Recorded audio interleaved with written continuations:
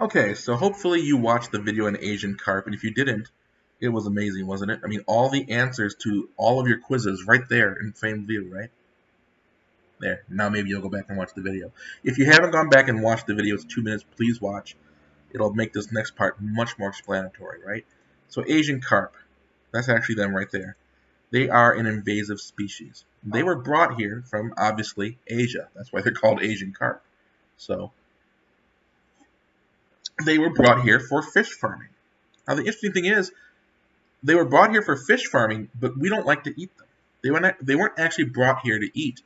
In Arkansas and Mississippi, they were trying to raise catfish in fish farms. So they would dig these big ponds near the Mississippi River and put catfish in them and grow the catfish. But the problem is, like any fish tank, right, it gets dirty over time. So Asian carp are bottom feeders. They eat all the stuff that gets in the water and makes it dirty, and they clean it. So they brought in Asian carp to clean the water. And they work quite well, and they grew a lot of catfish. In the 1970s, though, there were these huge floods that flooded the Mississippi River, so much so that the ponds next to it were overflowed, and that allowed the catfish and the carp to get in the Mississippi River. And here's the big problem with Asian carp. There are no predators in North America that can stop them. Nothing eats them. So when they are born, there's nothing to stop them.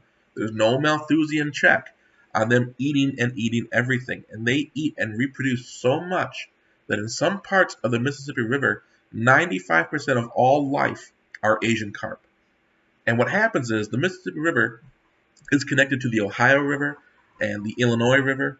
And the Illinois River is actually connected, if you remember your local Chicago history, to Lake Michigan by the Illinois and Michigan Shipping Canal and the Sanitary Shipping Canal.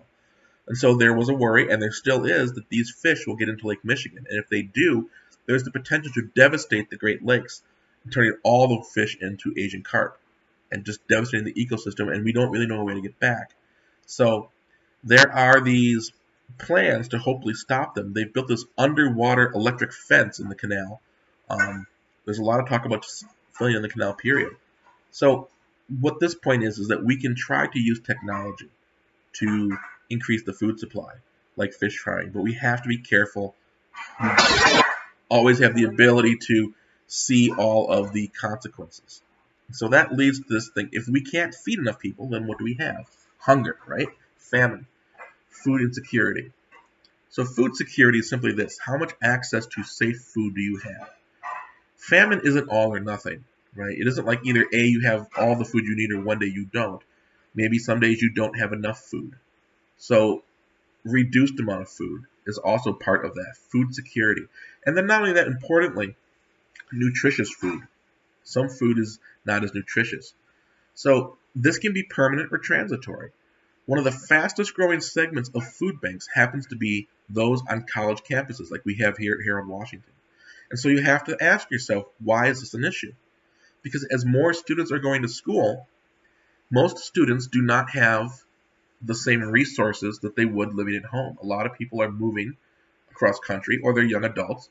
And so while they're in school, they cannot work as much because you have to, you have to be here for virtual class once a week or be on campus for so many days. And time spent in school is time that you are not working. If you don't have the resources, you might not be able to feed yourself as well. And so we see a lot of students that have food insecurity during the school year. If you have high food insecurity, if you don't eat enough or enough of the proper food, it makes it easier for you to get sick, which then just makes things even worse, right? And this idea of universal versus effective demand. So in the United States, for instance, we have enough food to feed everybody. But the effective demand, how much can you actually get? So we know that in this country, right, we have some of the highest standards of living in the world, but yet a large amount of our population has high food insecurity. Okay? This map just kind of shows you, on a countrywide level, what countries have high levels of global hunger. In other words, food insecurity. The highest levels tend to be here in sub-Saharan Africa and Asia. But we also know that even within these larger countries, we have issues as well. But another thing is that there are pockets within here that are better than others too. And that's something to keep in mind. Now, what are the main causes of this, of famine? Well, first of all, redirection of food. If you stop food from going somewhere, people can't have it. And why would you do that? Why would people stop food from going somewhere? This is often tied to war or conflict. One of the easiest ways to defeat someone is to stop them from eating. If you can't eat, you're not going to fight. So that's a big issue right there. Or, conversely, the destruction of capacity to produce. If you go into someone's farm fields and cut down their fields and their crops, they're not going to harvest them. Same thing. If you destroy the factories that process the animals, that's the same thing as well. So these two happen largely in areas that are very unstable and are undergoing conflict. That's usually the main cause. And the last one is, in a way, the saddest, neglect of the starving. And why would we just neglect people that are starving? And there's usually political reasons for that, cultural reasons for that. I can say right now, as much as I would like to think that we are an enlightened society, we still see in this own country that there are people who go hungry. One of the bigger issues I think that was underreported in this whole pandemic is that for many people in the country, school, especially if you are between the ages of 5 and 18, school provides lunch and breakfast for a lot of people. And closing the schools shut off food for a lot of people, and that had to be accounted for some way. One of the most important things I can't stress enough is that if you look at the total amount of food produced in the world every year versus the total amount of people, we make more than enough food to feed the entire world. There is no statistical reason for people to have food insecurity. It is actually these three things. Whenever you see a famine, or you see people going hungry, or having food insecurity, it is not a natural thing, because we have the ability to move food from continent to continent. You eat grapes grown in Chile, you eat lettuce grown in California, you eat tuna that was, fished in the Pacific Ocean, drink coffee that was grown in Colombia. Food can be moved around the world. Famine, hunger, and food insecurity are always a man-made product. And here is a case study. The Great Potato Famine of Ireland. In the 1840s, Ireland was part of the British Empire. It was ruled by the British. And during that time, most of the land was owned by wealthy English landowners. And the Irish people, for the most part, were farmers who rented their land from the British. They didn't own their own land. Now, to make money, you had to grow crops that were profitable. And so, very profitable, people would grow cotton or wheat, or they would raise cows. But how do you feed yourself? You can't eat cotton.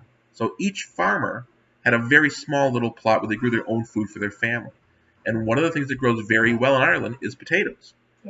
By the 1840s, over 90% of the food eaten by Irish farmers were from potatoes. In 1841, during the potato harvest, farmers began to find their potatoes, when they went to pick them out of the ground, turned to mush.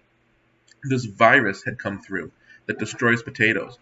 And between the 1840s and 1850, every year there were no potatoes. So imagine this. You live in this country that is very lush and green, but the only food you can eat, you can't eat it anymore. What happened was people began to starve, and starve in large numbers. And why did this happen? Because the British were more interested in maintaining their profits for the most part than allowing them to grow other food.